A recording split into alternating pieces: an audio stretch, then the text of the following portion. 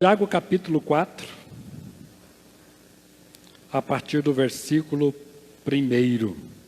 Diz assim a palavra do Senhor: de onde procedem guerras e contendas que há entre vós? De onde senão dos prazeres que militam na vossa carne? Cobiçais e nada tendes, matais e invejais, e nada podeis obter. Viveis a lutar e a fazer guerras, nada tendes porque não pedis. Pedis e não recebeis porque pedis mal, para esbanjardes em vossos prazeres. Infiéis, não compreendeis que a amizade do mundo é inimiga de Deus? Aquele, pois, que quiser ser amigo do mundo, constitui-se inimigo de Deus. Ou supondes que em vão afirma a Escritura: é com ciúme que por nós anseia o Espírito que Ele fez habitar em nós? Antes, Ele dá maior graça. Pelo que diz: Deus resiste aos soberbos, mas dá graça aos humildes.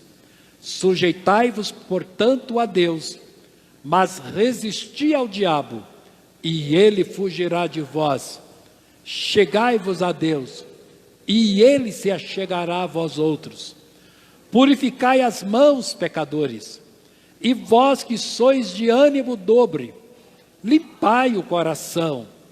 Afligi-vos, lamentai e chorai. Converta-se o vosso riso em pranto e a vossa alegria em tristeza. Curva a sua cabeça. Que palavra você precisaria ouvir do Senhor desta noite? De que forma você gostaria que o Espírito Santo falasse ao seu coração? Ele que te sonda no mais íntimo da alma. Ele que conhece não apenas o dia de ontem e o dia de hoje, suas alegrias, suas tristezas, mas Ele conhece o dia de amanhã, todos os dias da sua vida. Que bênção você gostaria que Deus ministrasse ao seu coração nessa noite? Se houver uma palavra profética, que palavra profética o seu coração precisa, tanto anseia? Se você tiver que ouvir a voz do Senhor, como será esta voz ao seu coração? Que o Espírito de Deus, que é a unção preciosa do Senhor, alcance todos aqui, aqueles que nos ouvem, em sua casa ou em outros espaços, estão conectados conosco. Que o Senhor te contemple, que o Senhor te abençoe, que o Senhor te visite o seu coração, para a glória, para o louvor do nome dEle. Nós oramos em nome do Senhor Jesus. Queridos, este final de semana que passou, para mim foi um final de semana assim, bem corrido. Nós participamos de 2 congressos.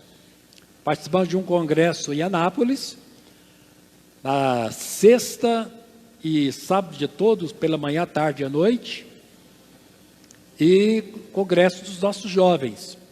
Domingo saí cedo, bem cedo de Anápolis, diretamente para o nosso acampamento. Estar ali com os nossos jovens, domingo, na segunda, o trabalho terminou na terça, ao meio-dia com o almoço. Mas pense num trabalho abençoado, os 2. Lá em Anápolis, nós éramos os 7 presbitérios reunidos, pastores de 7 presbitérios. Foi muito bom, muito gostoso. Estavam membros da diretoria nacional da nossa igreja, presentes, ministrando. Momentos de muita comunhão, muito gostoso. Pensa num clima que proporciona crescimento, que proporciona comunhão, e os jovens também. Pensa no acampamento jovem, muito participativo. Vi a forma como eles interagiam com as propostas do acampamento, que por sinal tem um tema significativo, inclusive para nós. Tá? Foi o tema do congresso do acampamento dos jovens, foi eu e mais um. Olha o tema do acampamento dos jovens, eu e mais um. Pensa no acampamento bom, pensa no tema bom para a igreja, ao longo desse ano. Porque afinal de contas, queridos, Deus não caminha sozinho. Quantas pessoas estão caminhando sozinhas? E o propósito do acampamento é ninguém caminhar sozinho. Colocar no coração deles a importância de ter sempre alguém do seu lado.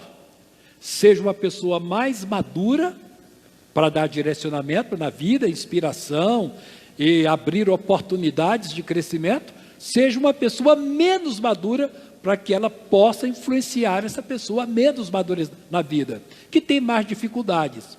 Mas essa é a proposta. Tudo que você vê na Bíblia, Deus fazendo, é o Pai, o Filho e o Espírito Santo. O Pai nunca está sozinho, o Filho nunca está sozinho, o Espírito Santo nunca está sozinho. Então é uma bela mensagem para nós da importância da comunhão. E a gente tem que aprender isso. Não é? Que o corpo, nós somos bons enquanto nós estivermos dentro do corpo. Quando nós estivermos inseridos no corpo. Você olha à sua direita, tem pessoas, você olha à sua esquerda, tem pessoas, o tempo todo você olha, você diz, eu não estou sozinho. Eu e mais um. É um bom tema aí para o ano, né? A gente refletir nele e ministrar sobre ele, pegar essa deixa do acampamento dos jovens, do retiro dos jovens, e colocar na nossa vida isso em prática. Mas nem tudo na vida é congresso espiritual. Nem tudo na vida é retiro espiritual. Enquanto nós estávamos participando de congresso em Anápolis, aqui no nosso acampamento, o Brasil, queridos, foi palco de atenção internacional. Pessoas do mundo todo ficaram encantadas com o Brasil nesse período. Afinal de contas, o Brasil sempre foi conhecido como o país do futebol e do carnaval. Parece que do futebol não está tanto assim não, né? Está com essa bola toda não. Até os times que a gente torce, eu fiquei sabendo ontem que tinha um time, o Flamengo estava jogando ontem. Fiquei sabendo ontem que o Flamengo ia jogar. Procurei em todo lugar, não achei. Só soube dar resultado, ganhou de 1-0, mas num sofrimento terrível. Ainda bem que eu não assisti. Mas, queridos, hoje parece que é mais o país do carnaval do que do futebol. Infelizmente.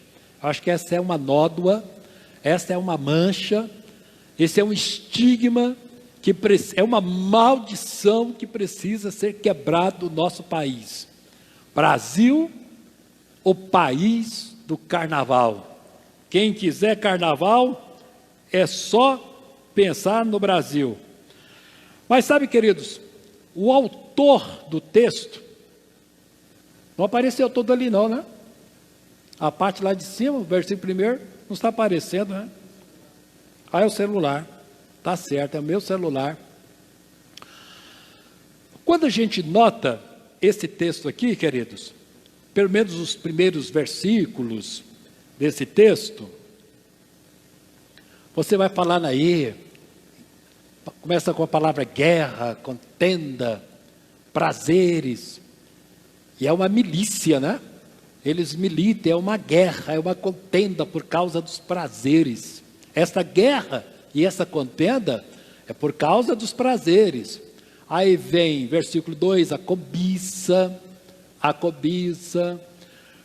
naqueles 10 mandamentos, dos 10 mandamentos, parece que a origem de tudo ali é a cobiça. Os grandes pecados dos 10 mandamentos têm como origem esse sentimento de cobiça. Você tem, logo volta a falar sobre lutas, volta a falar sobre guerras, fala sobre morte, fala sobre inveja, e fala sobre esbanjamento dos prazeres. Então, nesse texto aqui, na primeira leitura desse texto, a ideia que a gente tem é que os prazeres representam a finalidade da vida. A finalidade da vida são os prazeres. Então, essa busca hedonista por prazer marca o espírito de muitos homens. Suas paixões, seus desejos, esse mecanismo que move a nossa vida, são forças que nos movem. Parece que a direção de tudo isso é para o prazer, para a alegria. É carnaval. Carnaval que não seja uma semana, final de uma semana. Carnaval que dure a vida toda. Seja festa, seja dança, seja cântico, seja alegria. Em psicologia, queridos, o nosso cérebro, psicologia, o nosso cérebro, ele só quer uma coisa, sabia? A única coisa que o nosso cérebro quer é ser feliz. E ele é mestre. Ele é mestre em fabricar alguma substância que o faz feliz. Lá para serotonina, dopamina, ocitocina, são substâncias que ele produz. E quando ele não produz essas substâncias, oh meu irmão, muito obrigado, que Deus te abençoe. Diaconisa Nata. Vamos aplaudir Jesus na vida da irmã Fran. Isso é o Diaconisa Nata, né? Queridos, tudo que o nosso cérebro quer é ser feliz. E ele é mestre em fabricar essas substâncias da felicidade. E quando ele não consegue fabricar essas substâncias da felicidade, aí vem a tristeza, vem o abatimento, vem a depressão, vem o desprazer pela vida, a música não agrada, a dança não agrada, nada agrada na vida. A questão é onde nós buscamos nos alegrar. O que nos alegra na vida? Quando nós pensamos em prazeres da vida, e ali usa duas vezes, não é? Ali usa a palavra prazer duas vezes.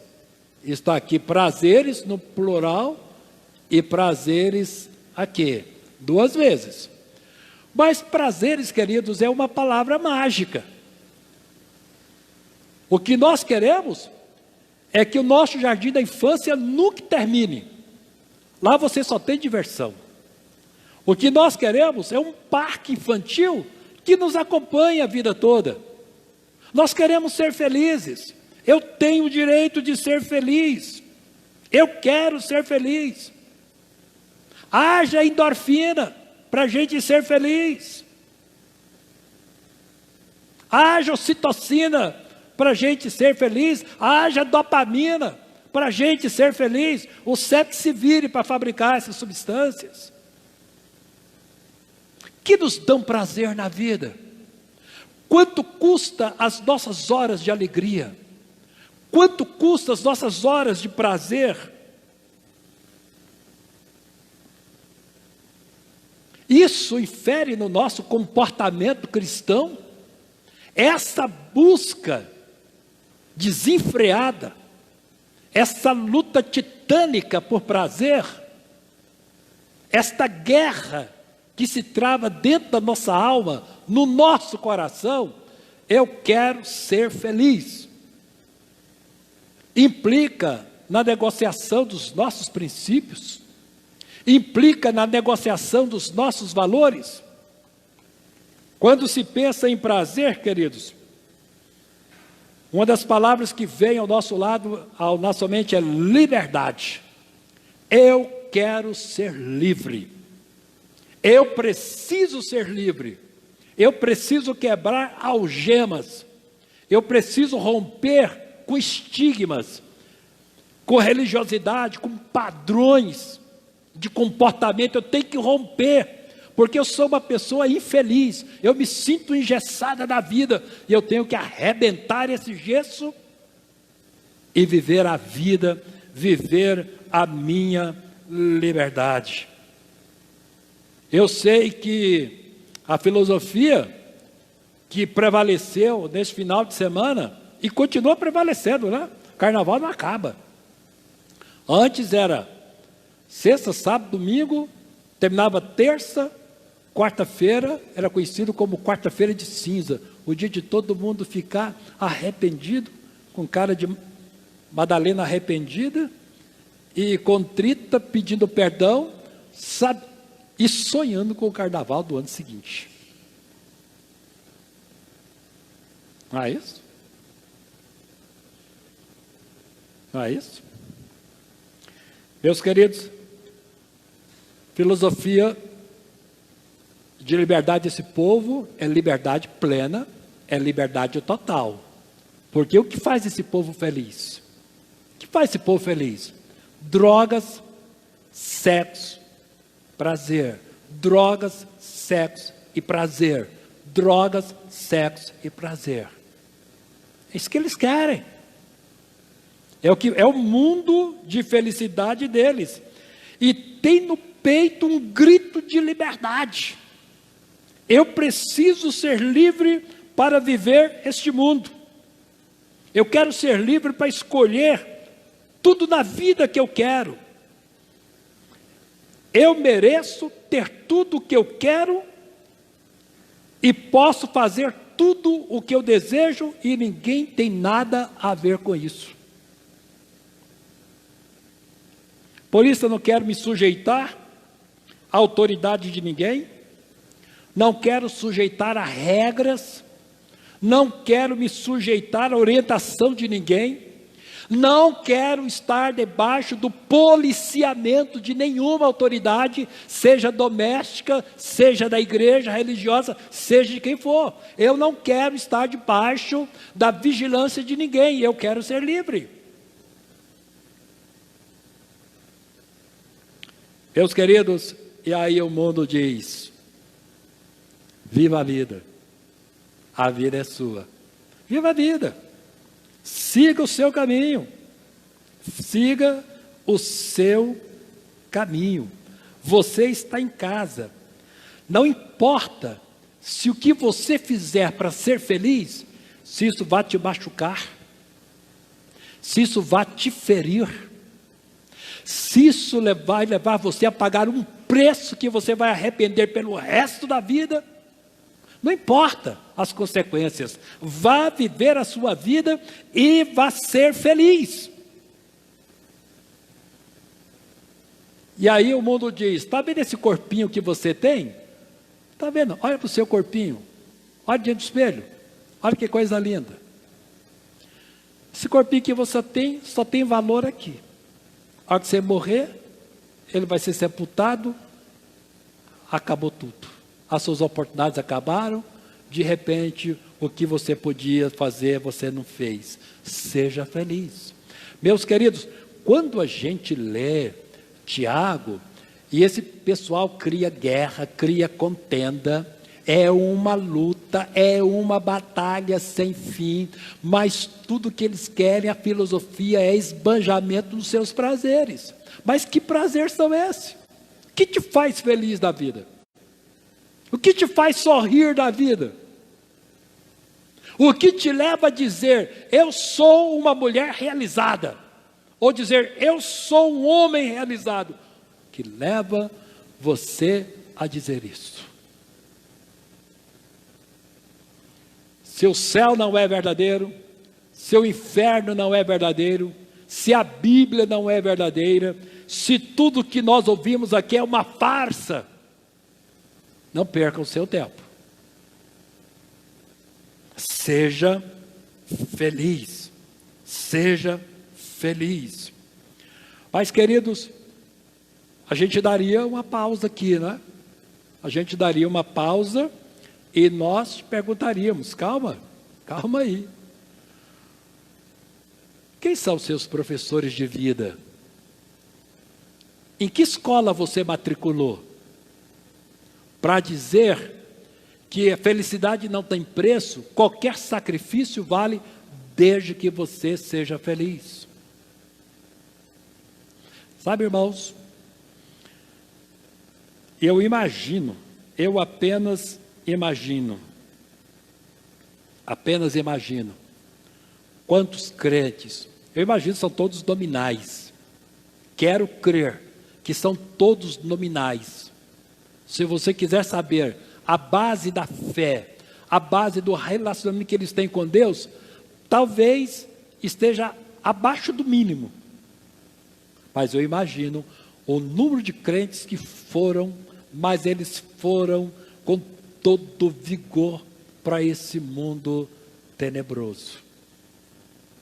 Esse mundo sem Deus, este mundo sem Cristo, sem salvação, de uma eternidade perdida. Eu imagino quantos foram. Quantos foram e não faltaram?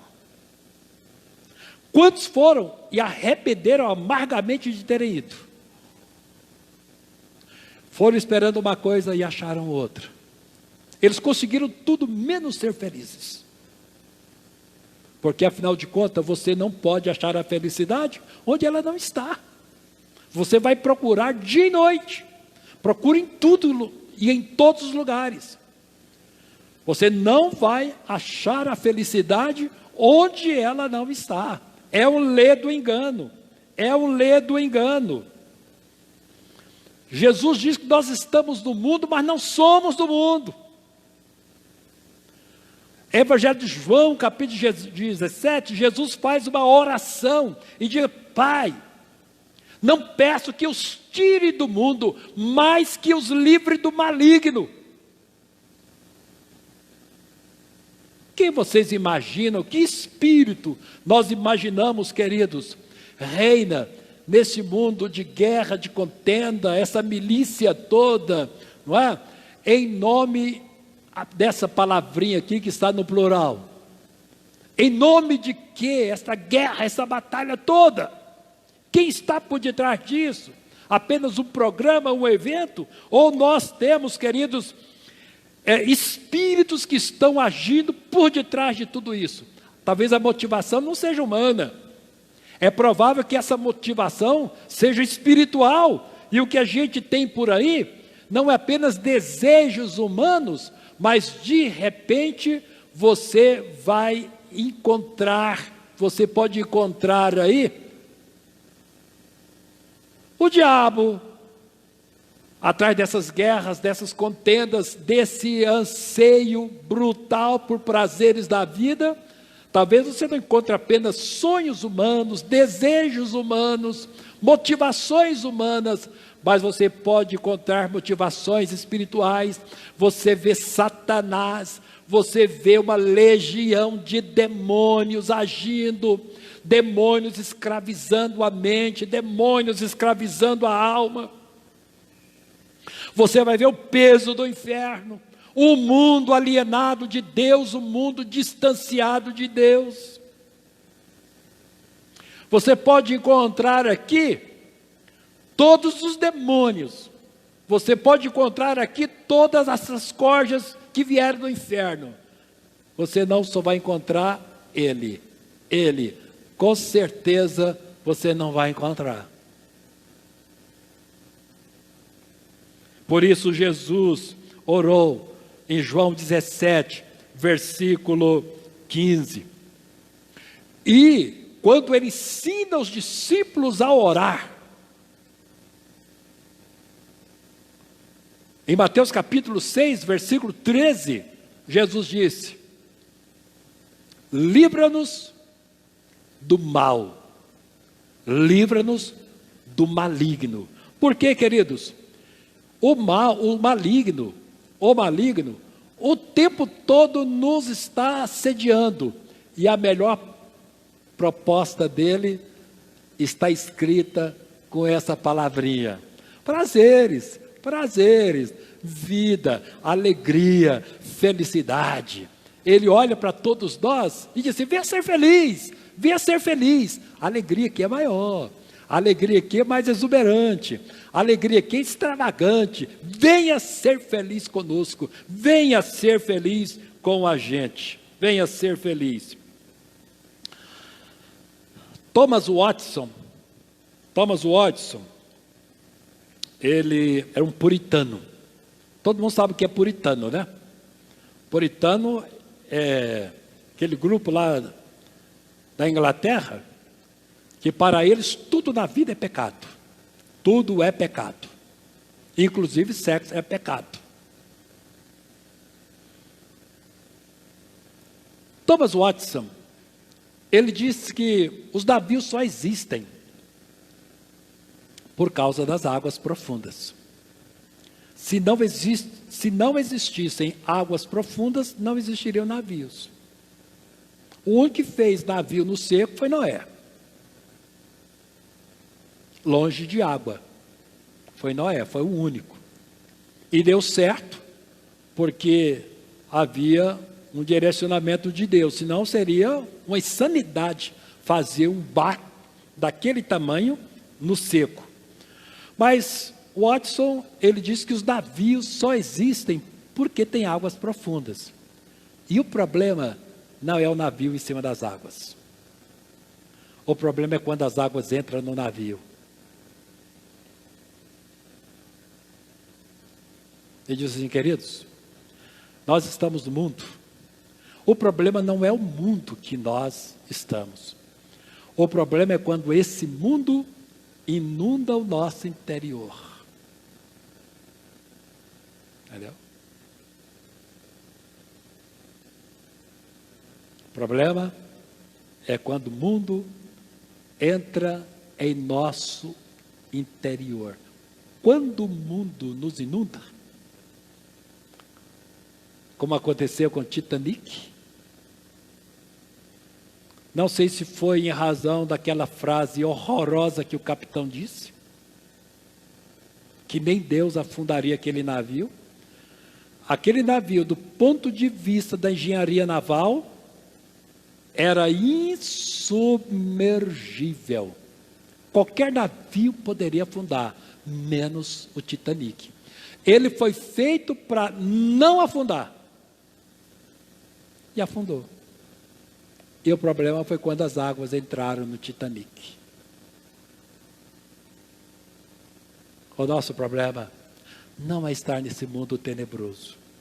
O nosso problema é quando esse mundo tenebroso entra na nossa vida. Irmãos, para onde nós estamos caminhando? E o povo de Deus? Será que existe felicidade que não seja movida por essa guerra toda? Esse aqui é o grande mal nos 10 mandamentos. É esse aqui. Parece que tudo é um desdobrar desse mandamento: não cobiçarás. Como é que é a vida cristã, queridos? Como você define a vida cristã? Será que ser um homem de Deus, ser uma mulher de Deus, os nossos jovens, nós tínhamos mais de 100 jovens no acampamento, eu não vi nenhum de cara comprida. Nenhum. Pensa no povo. E nós tivemos jovens que saíram de lá marcados. Saíram marcados. Para não ser a pessoa que foi para o acampamento. Temos agora lá no Gama. Que dia é lá no Gama? Dia 11, né? Dia 11 lá no Gama. E dia 25 aqui na igreja, trabalho deles. Que seria um pós-congresso do carnaval. O que acontece, queridos, no meio do povo do Senhor? Será que não existe aqui uma unção de alegria sobre a nossa cabeça, sobre o nosso coração? Será que Deus não é capaz de nos alegrar? Será que o mover do Espírito Santo não pode nos alegrar? Será que não pode? O que o autor dessa carta está nos desafiando aqui é a gente parar. O que Tiago, a proposta de Tiago, no capítulo 4, é dizer assim: meu irmão, pare, minha irmã, pare onde você está, e faça um inventário da sua alma. Veja onde está a sua alma, o que tem nela. Faça um inventário, porque de repente você tem que parar rapidinho e se curvar diante do Senhor e pedir que Deus mude a história da sua vida. Jesus veio para mudar a história da nossa vida. Jesus veio, a unção de alegria, queridos, não está lá fora. Se a gente não puder se alegrar, ser feliz no altar de Deus, na presença de Deus, eu tenho muitas dúvidas se alguém vai conseguir ser feliz distante dele, debaixo da unção desse aqui, debaixo do governo deste daqui, debaixo das legiões dos comandados por ele. Alguém pode ser feliz? Quanta frustração, quanto arrependimento, quanta decepção, quantas histórias horrorosas. E o problema, irmãos, é que nós conhecemos histórias horríveis de pessoas que se distanciaram de Deus, e essas histórias se repetem todos os dias. Todos os dias, essas histórias se repetem, meus queridos irmãos. Então Tiago nos faz esse grande apelo, porque a nossa questão não é ser feliz longe do Senhor. Nós não podemos ser felizes distante do Senhor. Vamos imaginar o seguinte, que uma jovem casa com um homem que toda mulher gostaria de casar-se com ele. Essa jovem casa, conhece, namora esse moço, casa com ele, tudo que ela sonhar na vida, ele dá. De carinho, de amor, de proteção, casas, apartamento, casa, viagens caras, passeios caros, tudo que você pode sonhar, que a mulher podia sonhar, encontra nesse homem e dá com sobra para ela. E ela chega para ele, olha nos olhos dele e diz assim: você é o homem que eu sonhei ter na minha vida. Você é o homem que toda mulher sonha em ter como esposo. E ela usa a última frase: eu sou feliz em seus braços. Você acha que essa menina vai sair dos braços desse homem? Você acredita? Sai, queridos. Não sai. Não sai. E você quer que eu diga uma coisa mais? Esse é o noivo que a igreja tem. Esse é o noivo, esse é o homem que a igreja tem. Esse é o nosso Deus. Esse é o braço forte que nos abraça. E quando Ele nos abraça, todos os nós que estão pelo lado de dentro se desfazem. Esse é o abraço que nos faz feliz. Este é o abraço que nos torna seguros. Este é o abraço, queridos, que diz assim: Deus, muito obrigado, porque eu sou uma pessoa feliz e o Senhor é suficiente para mim. Seriam as palavras daquela moça. Olhar para ele e dizer assim: você é suficiente para mim. Eu não preciso de mais nada. Queridos, essa é a confissão que Deus espera que a gente faça. E que a gente não procura ser feliz nesse lixo de guerras, de contenda, imundos, de cobiças, de conflitos, de prazeres, que define aqui, né? Prazeres da carne. Tem que ter uma alegria, queridos, que não seja da carne.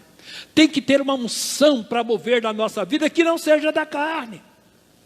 A unção que move na carne é dele. É de Satanás, dos demônios,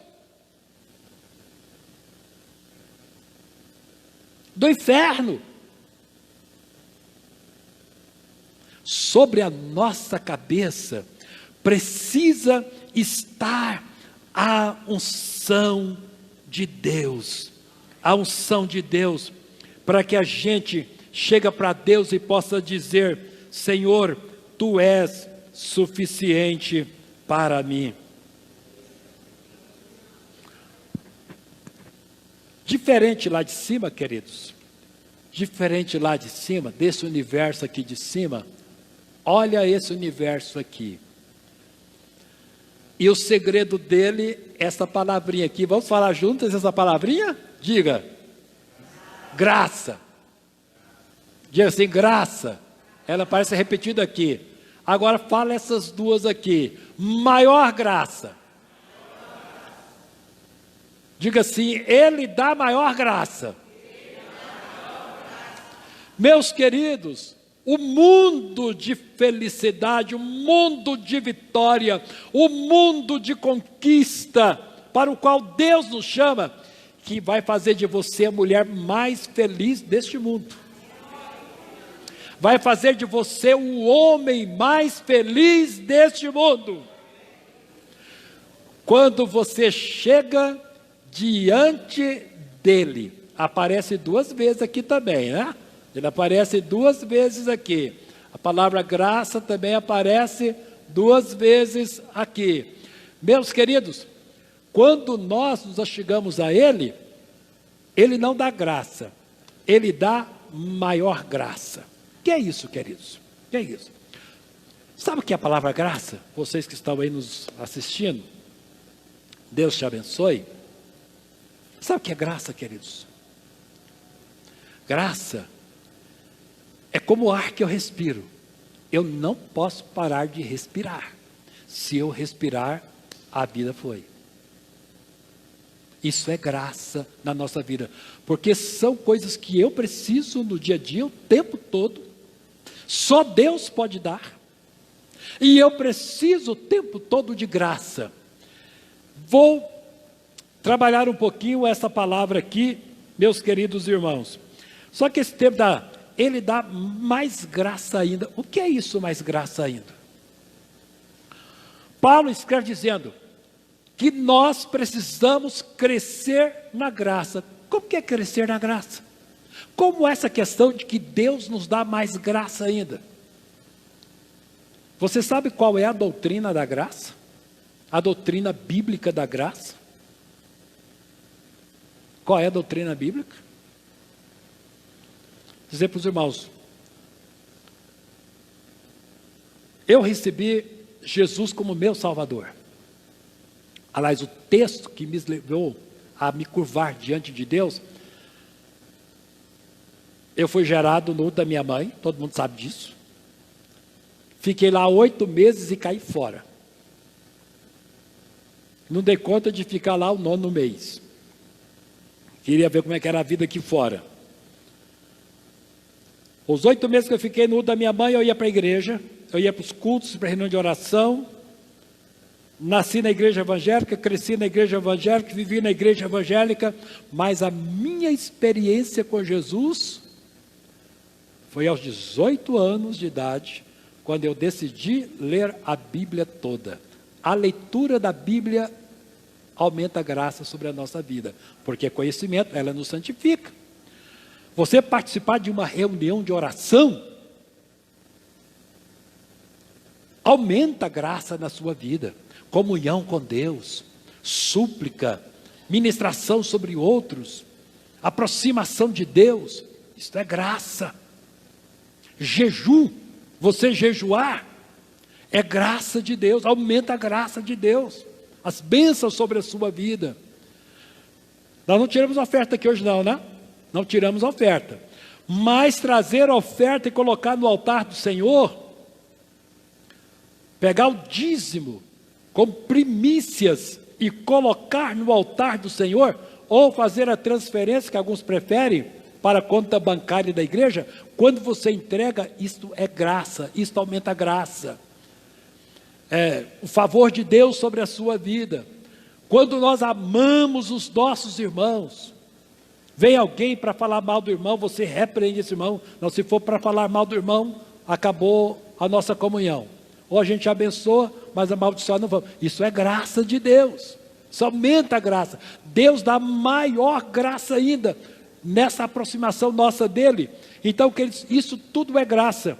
O versículo que fez eu me curvar diante do Senhor, como aluno de escola bíblica dominical, conhecendo os ensinamentos dos nossos professores, foi esse aqui.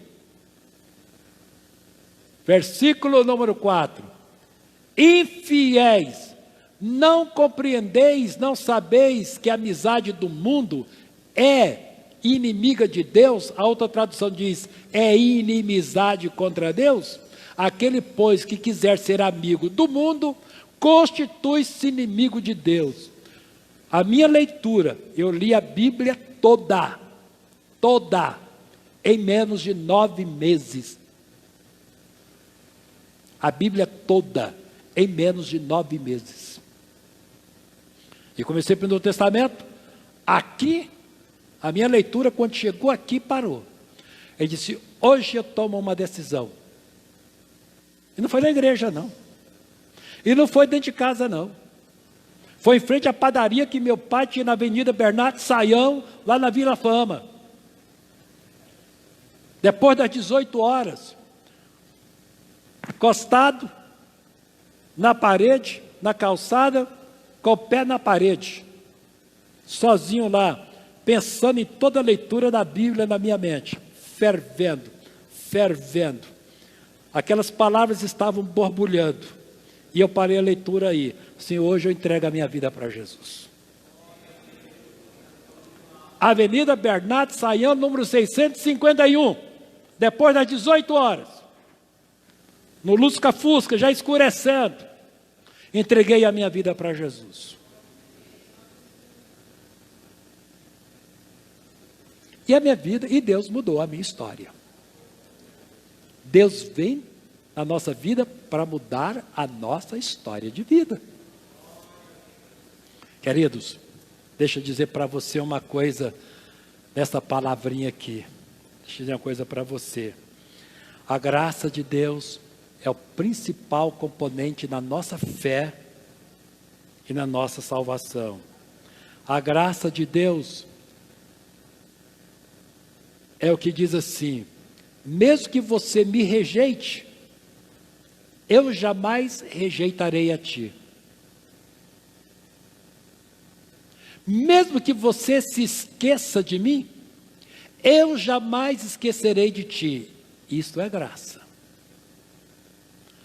A graça de Deus diz assim, se você for infiel, eu jamais serei infiel, porque eu não posso negar o meu caráter. Deus é fiel ao seu caráter. Eu não vou negar o sacrifício do meu filho. Deus é fiel ao sacrifício que Jesus fez na cruz. Eu não vou negar as minhas promessas. Deus é fiel às promessas dele. Eu não vou negar a minha palavra, a palavra que sai dos meus lábios. Eu não vou negar. Deus é fiel às palavras dele. Se você for infiel, você será infiel. Eu não serei. Eu fiz uma aliança contigo e eu não posso ser infiel à aliança que fiz.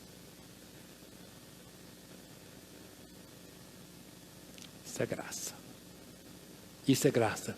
Quando diz aqui, sujeitar-vos a Deus, sujeitar-vos a Deus, sujeitar a Deus é graça de Deus. É graça de Deus. Nós podemos ajoelhar diante do Senhor, dizer: Deus, eu entrego a minha vida para Ti, eu me sujeito a Ti, eu sujeito a Tua vontade. Quando diz aqui, queridos, chegai-vos a Deus, chegar a Deus é graça.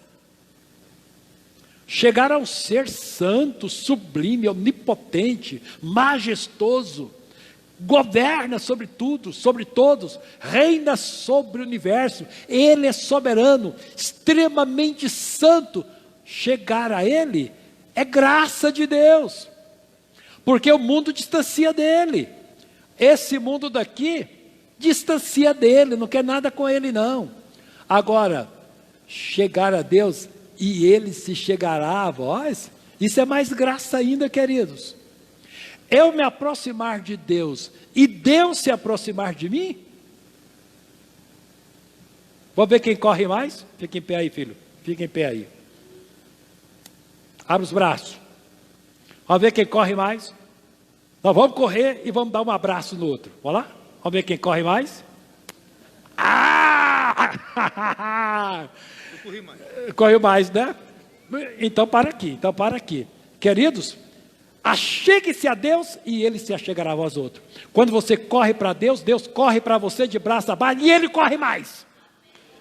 Vamos aplaudir Jesus na vida desse jovem aqui. Quando você corre para Deus, Deus corre para você e Deus corre mais do que você. Mas Deus corre com braços abertos. Isso significa o quê? Se você corre para a presença de Deus, de braços abertos, Deus também corre ao encontro seu. Isso significa que Ele não te rejeitou. Isso significa que não tem condenação para você. 10. Queridos, isso é lindo. Sabe o que é isso? Sabe o que é isso? Isso é graça. Isso é graça. Você se aproximar de Deus, correr para Deus e Ele correr ao seu encontro, isso é graça, queridos. É como se Deus está dizendo assim: eu te amo, eu te amo, eu te amo, eu te amo, não te abandono, não te abandono. Você não é uma mulher rejeitada, você não é uma pessoa rejeitada. Eu corro na sua direção e não tem condenação sobre a sua vida. Diga aleluia, aleluia. Isso é graça, queridos. Isso é graça. Sabe o que é graça? Você se purificar. Quando aqui tudo é sujeira, né? Guerra, contenda, cobiça, inveja, morte, prazeres da carne, esbanjamento de prazeres, infidelidade. Isso aqui é o mundo cão. Não vou dizer que é o reino do diabo, porque o diabo não tem reino.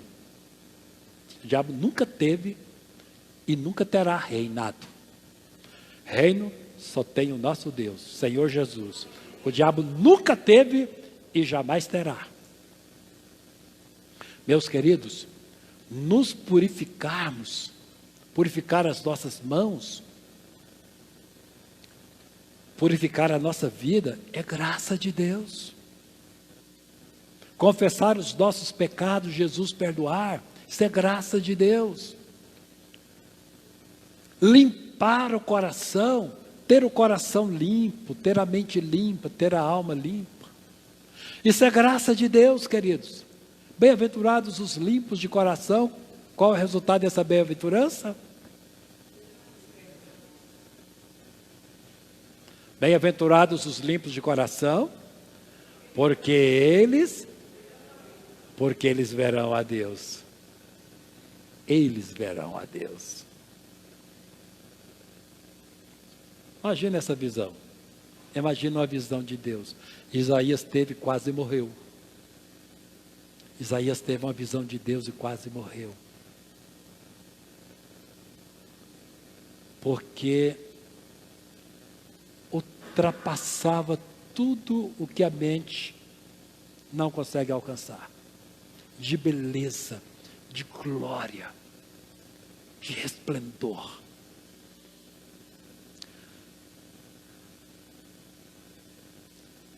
Afligir, queridos,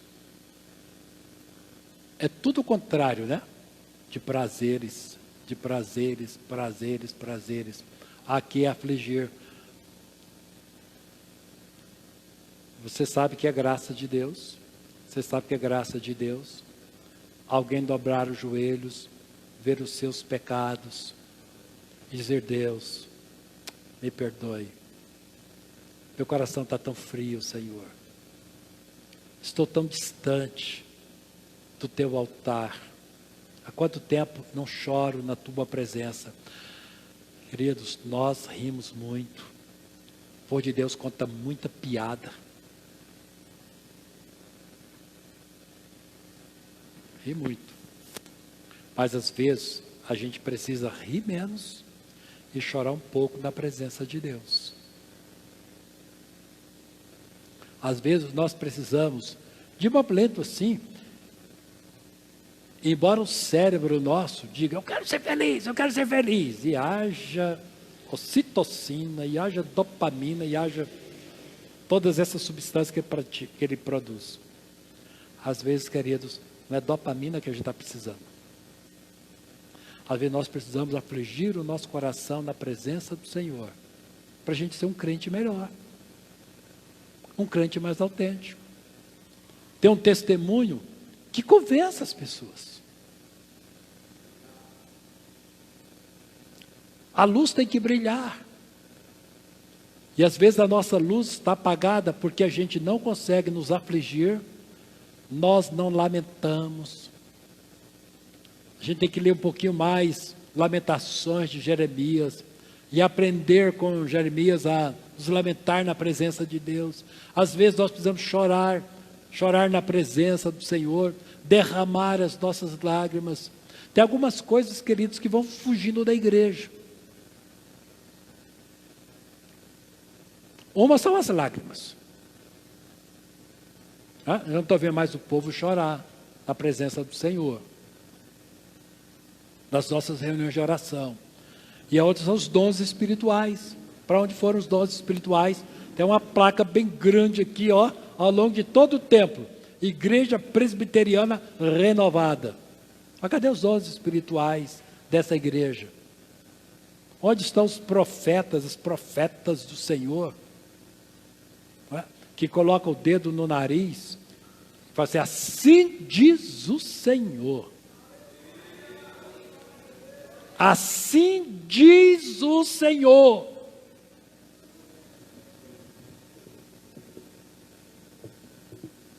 Mas, queridos, vou dizer para vocês: afligir, lamentar e chorar é graça de Deus.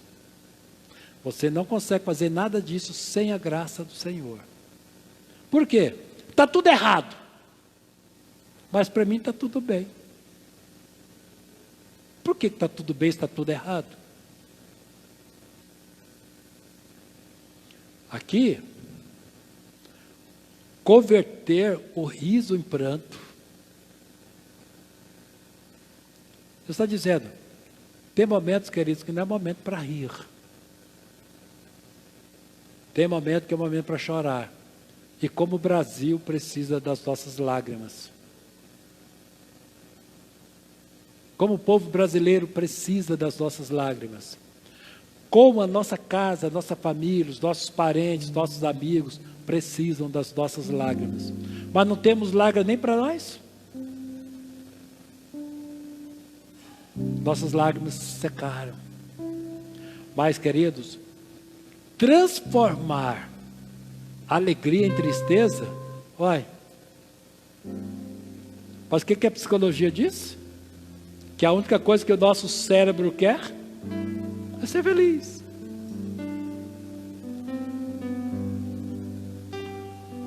Queridos, a gente precisa rever nossos conceitos de felicidade. nós precisamos rever nossos conceitos de felicidade. Porque às vezes o conceito de felicidade não é rir, mas é chorar, lamentar, é afligir o coração. Só quando você faz isso, você percebe que um trator que estava em cima de você caiu. Caiu um trator que estava em cima de você. Aí você sente o alívio. Deus, obrigado, porque tinha um trator em cima de mim. Não sei o que aconteceu, mas esse trator caiu. E você se sente leve, como uma pluma. E de repente você se sente voando. E de repente você parece que está acima das nuvens. Tudo para você é liberdade. Tudo para você é alegria. Tudo porque Deus te deu graça para afligir seu coração, para você chorar, para você transformar o riso em pranto e a alegria em tristeza. Meus queridos, a gente precisa rever nossos conceitos, porque de repente os conceitos que nós temos estão errados. Estão errados esses conceitos. Curva a sua cabeça. Diga assim comigo. Diga assim comigo. Com a sua cabeça curvada. A graça de Deus jamais falhará na minha vida. Diga assim: a graça de Deus jamais poderá ser detida sobre a minha vida por nenhuma força do mal.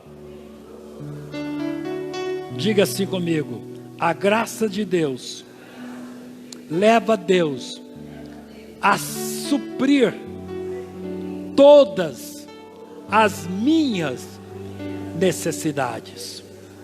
Continue com a sua cabeça curvada, porque eu quero terminar esse sermão, essa mensagem, você com a sua cabeça curvada. Você fechou os seus olhos, coloca a sua mão sobre o seu coração. Eu quero te dizer o seguinte, queridos, este é o melhor momento para fazermos o inventário das nossas atitudes,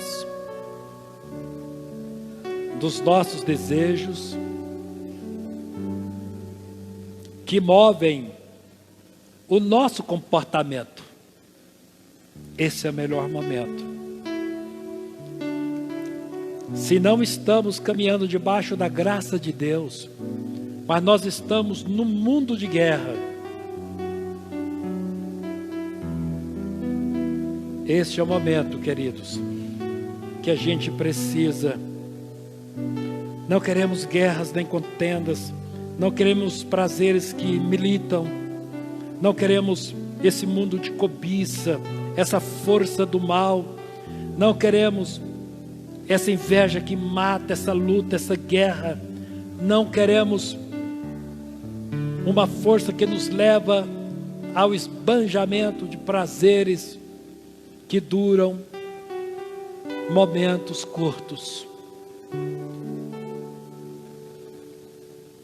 Este é o momento para nos arrependermos na presença do Senhor, com aflição, com lamento e com choro.